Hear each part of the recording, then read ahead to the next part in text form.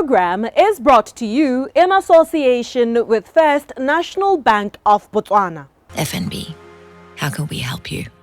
Kelly Wells had a terrific start, so did Yannick. These two headed George coming through very strongly. And this is Kelly Wells at her best, really, with Yannick in second place at the moment. Wells wins it, Yannick comes into second place, and third place George, then Gregory Yeber. And the time 12.5 this high, and he goes clear. The economic effects of the COVID-19 pandemic are still ricocheting on months after the virus's first outbreak in Wuhan, China on 31 December 2019. The impact has been felt beyond just the obvious sectors. Take, for instance, sports, which has now become a highly monetized activity. Much talk on sport this year centered on the Tokyo 2020 Summer Olympics that were billed for July 23rd this year, but were unfortunately postponed to 2021 due to COVID-19. The Games are arguably amongst the most prestigious sporting activities in the world since their inception in the 17th century and have since grown to have more than 200 recognized participating countries.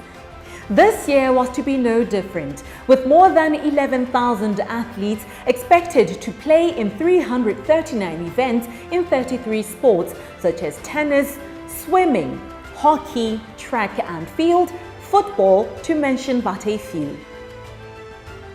Much preparation has gone into organizing the Olympic spectacle, setting up the Olympics Athletes Village, renovations by some lodging facilities that still lay vacant until next year. We may also add that the country had invested in improving its public transport system. The loss in ticket fares by some fans and some supporters who may have wanted to watch the games live in Japan, and mainly the sponsors who may not realize the return on investment as suggested by their projections. The athletes themselves had put in hard work these past 4 years, qualifying and preparing for the actual games.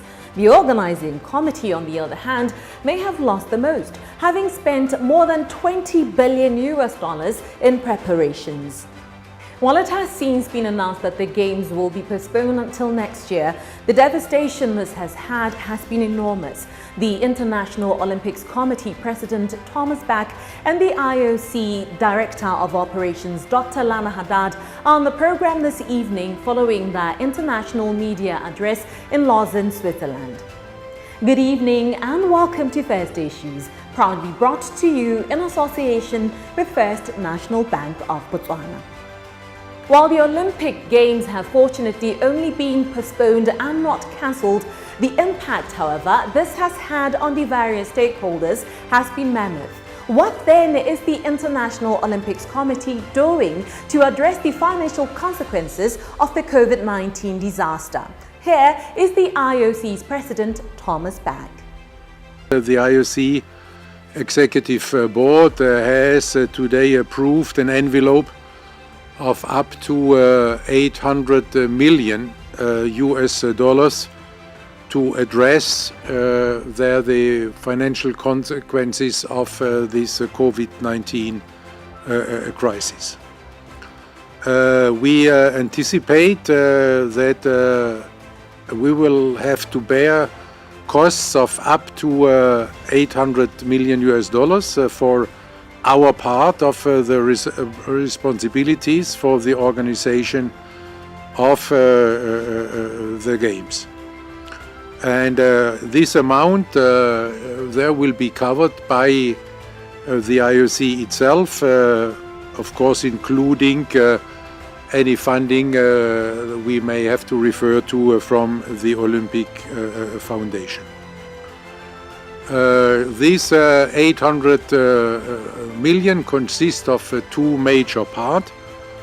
There is one part of 650 million, which refers to the costs for the organization of the postponed Olympic Games for the IOC, and an aid package of up to 150 million for the Olympic movement, in particular the international federations, the national Olympic committees and the IOC recognized entities to enable them to continue their sport, to continue their activities, and to continue their support to their athletes. Do you agree with the idea that the torture relay should be made shorter? And what sort of compromises is the IOC offering to cut costs? Do you accept lower service levels in terms of hospitality, that is accommodation, transportation and ceremonies? Well, we have already said, in my Olympism and Corona message that this situation requires compromises, requires sacrifices by everybody, and therefore the IOC and the organizing committee were in close contact there through this joint task force.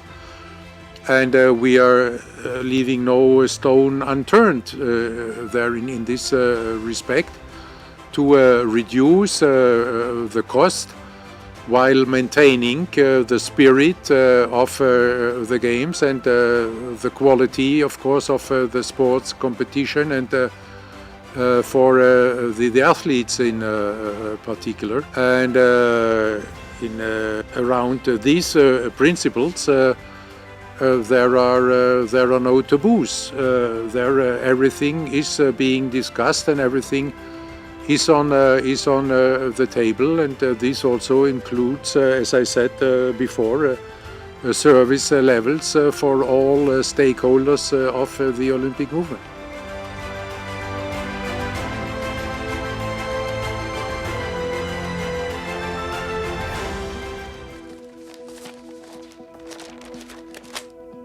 When running a business means Where did I put that receipt?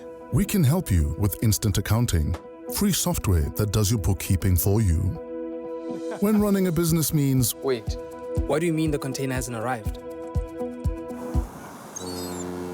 we help protect your business from risk with Mohwebi Insurance. And when it means How do we pay our staff that don't have bank accounts? we help you make multiple payments directly to people's phones with e-wallet bulk send.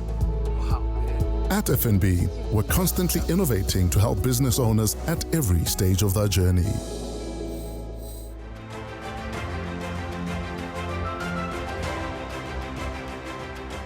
Welcome back to First Issues as we continue our conversation on the impact the COVID-19 pandemic has had on the Tokyo 2020 Olympic Games with the IOC's President Thomas Bach and the IOC's Head of Operations, Dr. Lana Haddad.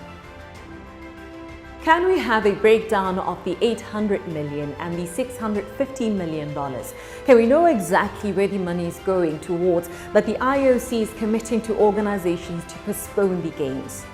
This is an incremental process. You cannot foresee there with a detailed number every item which can occur. This is why the executive board choose to work with this envelope of this 800 million, but based on an incremental planning procedure having been presented by the IOC Finance Commission. It is an entirely new situation that we are facing, and it's a little too early to assess and pull together all known and unknown costs that impacts the operation. For example, we are trying to do what we do normally in several years in 1 year. This of course has an impact. Example, we have games department, sport that they need to work with extra resources to ensure the delivery of the games. We have Olympic broadcast services with an extension of another year worth of cost. There are a number of stakeholders that we need to talk to, and this is an ongoing complex process that we are currently a priority for us to work on under of course, the oversight and governance of the Finance Commission and the Executive Board. So at this moment in time, there is no specific breakdown. However, over the next weeks and months, we will be formulating those more concretely.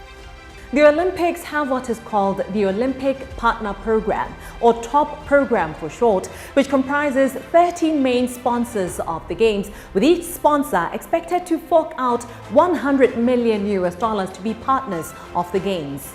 With some top sponsors being hit hard financially by the crisis, has the IOC made provisions for the possibility that some sponsorship revenues that they were expecting to receive may not be paid? The IOC's Director of Operations, Dr. Lana Haddad, and the President, Thomas Bach, gave this update.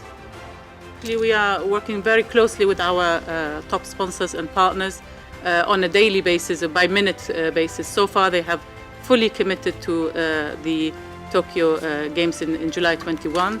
There are obviously some maybe rescheduling in terms of payment, but it's not a major issue for now. And the operation continues working well with our top partners. There I can maybe add, because I have also been in telephone contact with a number of CEOs of our top sponsors in the last couple of weeks. And there I can only thank all our top sponsors, for their full commitment to the success of the Games, to the postponement of the Games. They were unanimously supporting this from the very beginning, and none of them put their commitment in any doubt.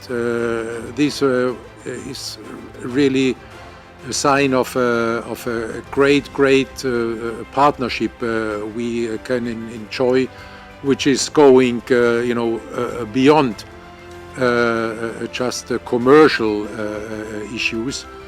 This is a commitment to the Games, to the values of the Games, and to the IOC. There I can only say thank you very much. The impact has crippled the entertainment sector, being because of the collapse of some airline companies such as Virgin Atlantic in Australia and the travel industries. Needless to say, tourism has seen a disparaging decline. Some SMMEs have exited the market, while those who survive are hanging on to dear life by a thread.